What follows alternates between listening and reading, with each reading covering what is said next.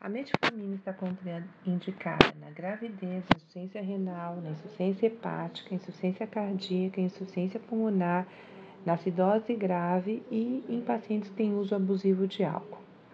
Devido ao risco de insuficiência renal aguda durante os procedimentos de contraste intravenoso, a terapia com metformina deve ser interrompida 48 horas antes do procedimento e reiniciada de 2 a 3 dias após a realização do procedimento. A metformina tem como efeitos adversos conhecidos o desconforto abdominal, diarreia e anorexia. Atribuímos à metformina alguns outros benefícios, como diminuição de eventos cardiovasculares, melhora de perfil lipídico, diminuição do peso corpóreo, e um outro benefício é não ser uma medicação de risco maior para a hipoglicemia. É muito comum que pacientes com diabetes tipo 2 utilizem, além de antidiabéticos orais, outros medicamentos para controle de hipertensão arterial, dos lípides. E aí, abaixo está o link para ver a lista de medicamentos disponíveis no SUS que podem interagir com a medicação hipoglicemiante.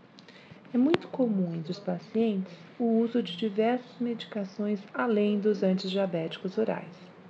Sugerimos uma tabela como essa apresentada nesse slide para trabalhar a adesão à terapia com o seu paciente.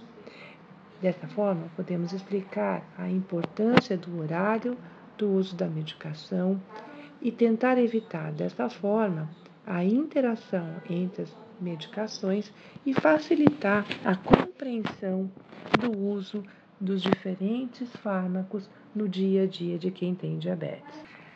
Não podemos esquecer de explicar para a pessoa que tem diabetes alguns detalhes em relação à medicação que está utilizando, seu mecanismo de ação, efeitos colaterais, eficácia, tem toxicidade, a importância de ser seguida a dose prescrita, a importância do horário, a frequência da medicação, os efeitos se a gente deixar de utilizar aquela medicação, tentar evitar com que pacientes, porque comeram a mais, acabem usando a medicação, que é uma coisa que é comum acontecer entre os pacientes que têm diabetes, dar instruções com relação a períodos de viagem, como armazenar e a segurança com o uso da medicação. O paciente com diabetes, porque tem que usar a medicação por um longo período de tempo, muitas vezes pode se sentir desmotivado durante o tratamento.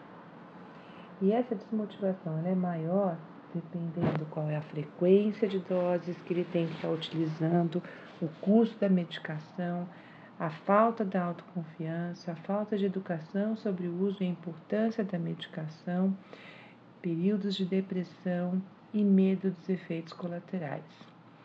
Nós, quando orientarmos o paciente com diabetes, temos que ter isso em mente e procurar sanar as dúvidas e dar mais segurança para o paciente quando está utilizando a medicação, tanto oral quanto insulina.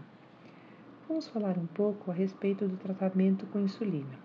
No Brasil temos uma grande variedade de insulina e ela pode ser utilizada em qualquer período do tratamento.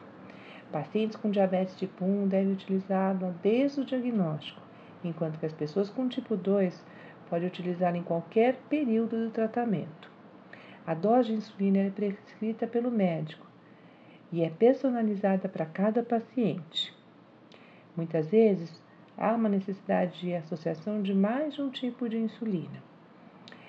E nós, como educadores, temos que estar preparados para ensinar o paciente a utilizar e tirar as barreiras da insulinoterapia. Vamos dar uma olhadinha nesse gráfico apresentado nesse slide. Ele pode ser utilizado para mostrar aos pacientes como funciona o pâncreas de quem não tem diabetes.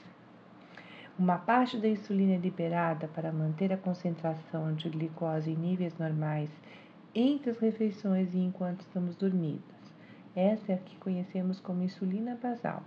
A outra parte é liberada quando ingerimos algum alimento e essa nós chamamos de bolos. De uma maneira que o tratamento intensivo de quem tem diabetes e que precisa utilizar insulina de uma maneira intensiva, Ele compreende o uso de uma insulina basal e uma insulina de bolos. Nos próximos 2 slides estão descritas todas as insulinas disponíveis no mercado, o tipo, nome comercial, perfil de ação e os aspectos importantes de cada um. Nesse slide são representadas as insulinas rápida e as de ação intermediária